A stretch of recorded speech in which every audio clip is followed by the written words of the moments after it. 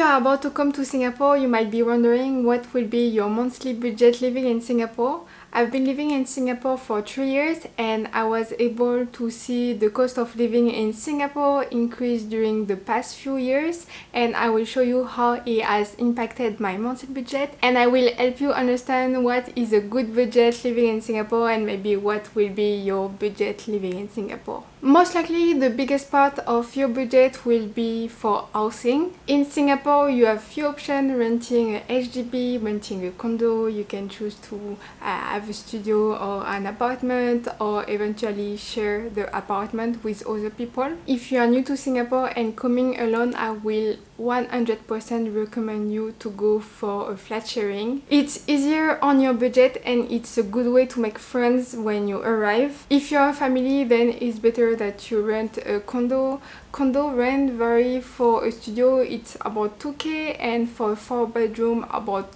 6k. The prices usually depends on the location and how big the place is it furnished, unfurnished, all these kind of factors that you can also find overseas. Note that the interior space of condo is usually much smaller than HDBs, but condos usually comes with facilities such as a pool or a gym. We have a tennis court in our apartment, so all that are plus that can justify a higher rent and a smaller living space. I don't really have experience renting HDB, so I cannot really talk more about that. I don't know how open is it for expat to rent. Actually, even with condo you might be struggling with the agent also a little bit.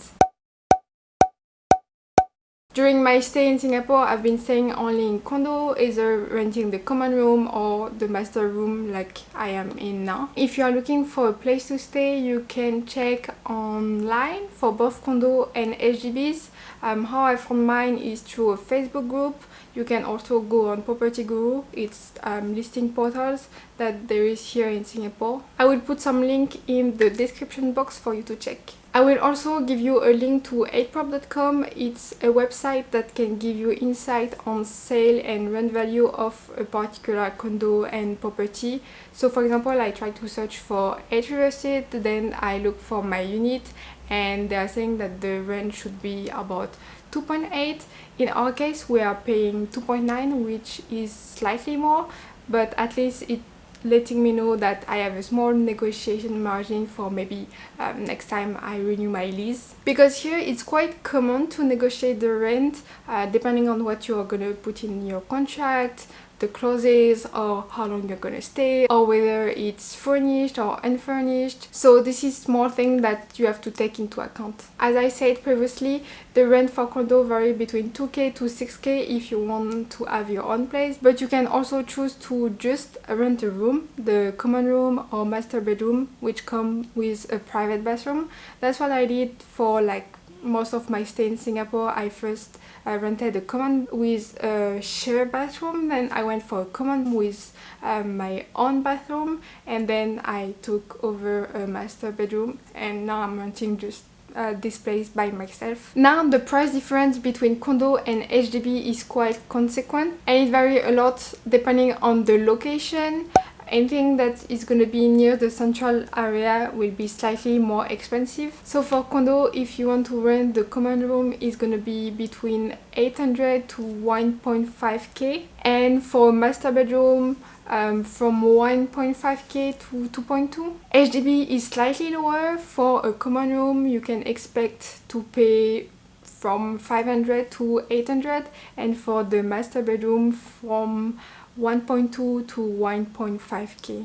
But this is what I consider worth it. There are rooms that are way more expensive with better location, rooms that are way less expensive but with terrible living conditions. So it's only how much you are able to take and how much you want your budget to be low, because rent is really the biggest part of your budget living in Singapore. For me, this rent just assure you that you are well settled. I really don't want you to struggle.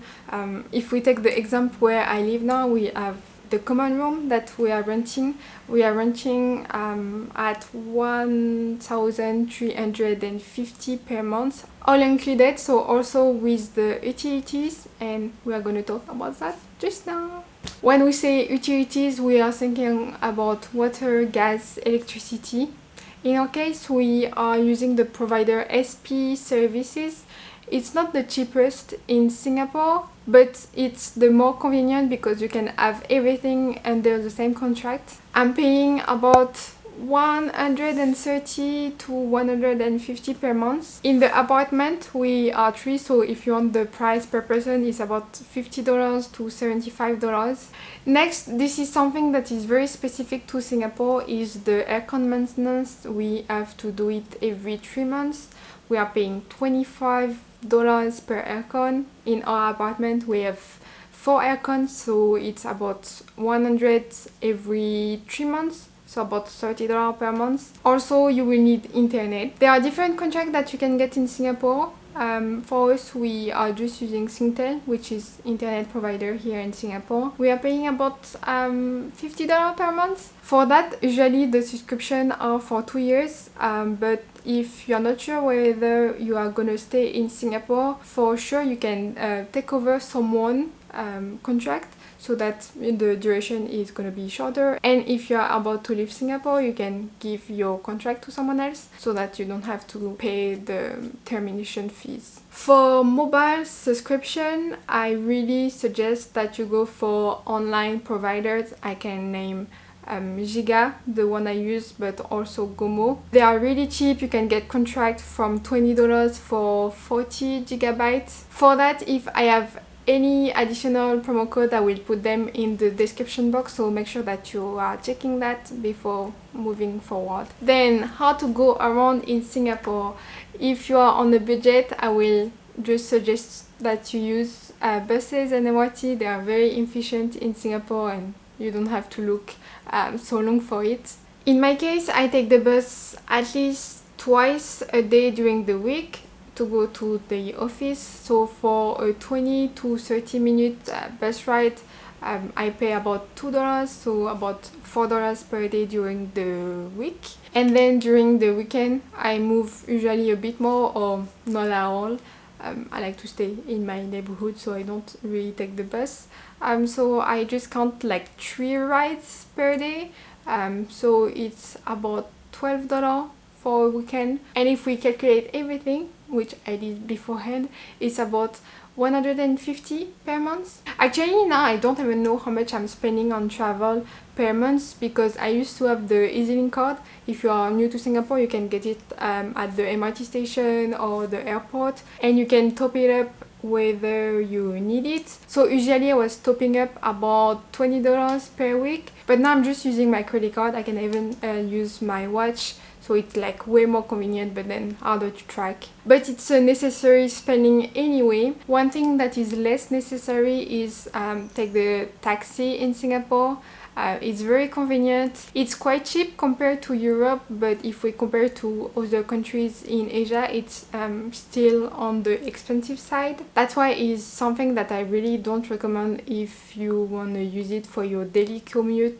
It's gonna get expensive really quickly, but it's still nice to use for when it's late or you are very far from home. That's why I still include one ride for about $30 in my budget. Now the best part of my budget, which is food. In Singapore, you don't really have to ruin yourself if you want to have good food, but you can. Most of the time I'm eating in food courts or hawker center. The difference is one is not having aircon. The meals range between $5 to $8. Personally, I like to add the watermelon when I end my meals, so I spend an additional $1 there. So those are some meals that I had in Singapore in the recent days. One thing to take note of between restaurant and food court is that at restaurant you have to pay service charges, which is about 10%, and GST, which is 7% on top of the price of the item. But if I look at my food spending, recently my office moved from Bugis to Suntec,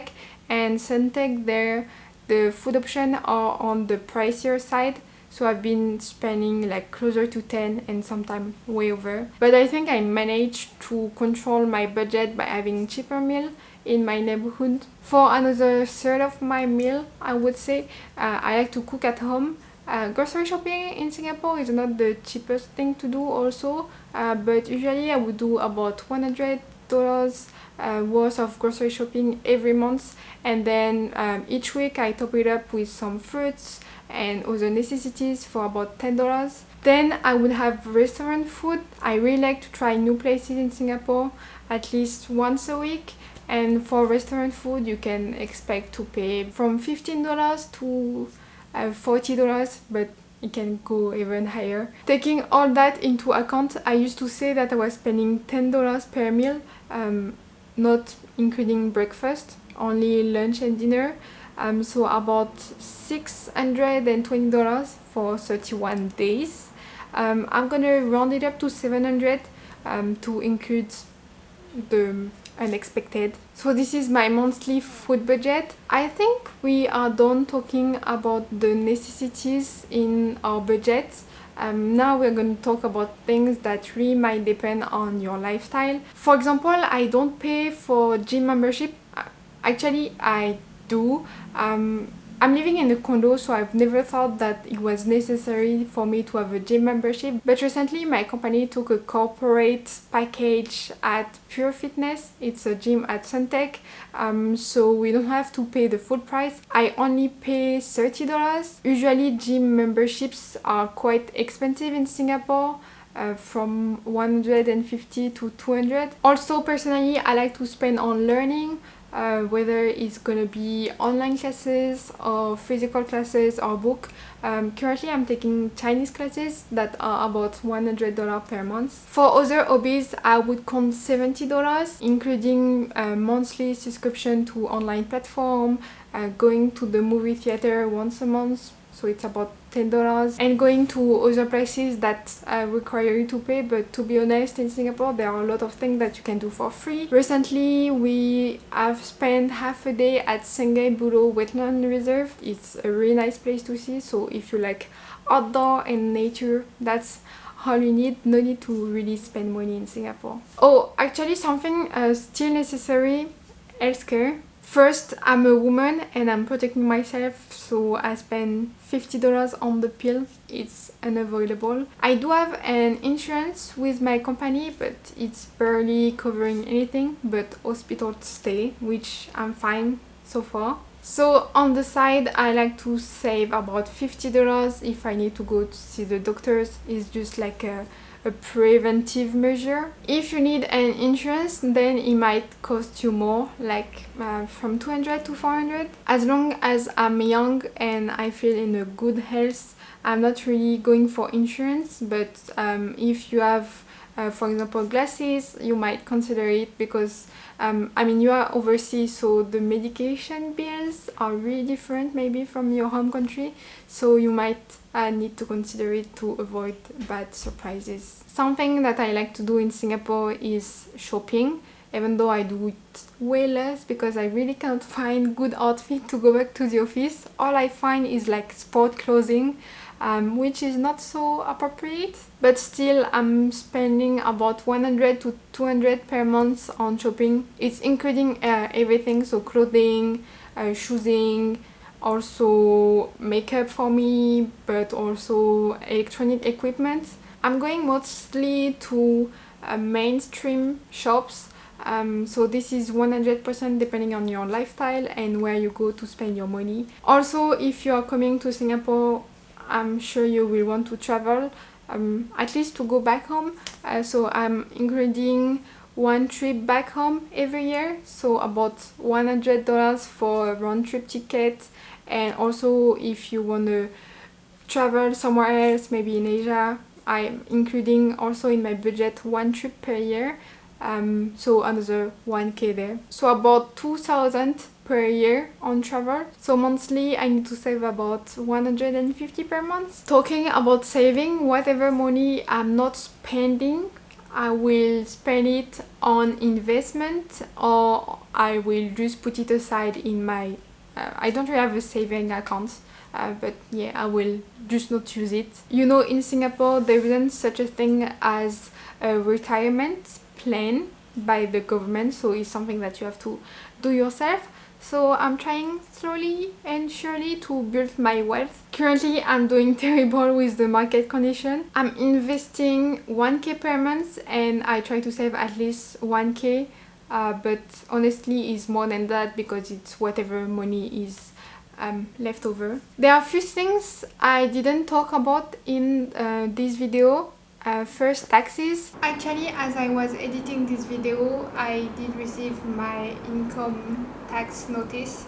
So this is how much I will have to pay. So now I will set aside about 150 per month for my taxes. You can check online for the taxes bracket in Singapore and see how much we will have to pay. I won't really talk about kids related stuff because I don't have, so I have no experience, but having kids in Singapore is really expensive because schooling is really expensive. I won't talk about having a maid because I never had the experience. I won't talk about having a car. Having a car is also very expensive in Singapore. There are also one-time expenses that you have to take into account if you are moving to Singapore, like moving your stuff over. The deposit for the rent, it's usually about 1 to 2 months of rent.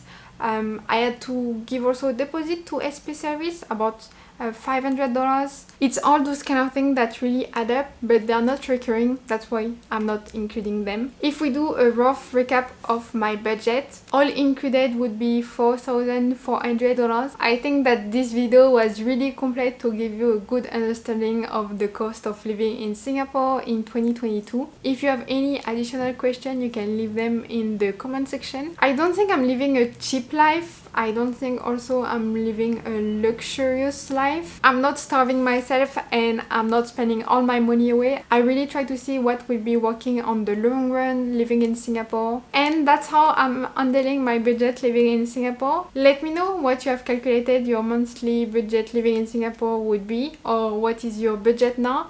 And if there are things that I might have forgotten for other people to mention. That's it for now and I will see you next time. Bye bye.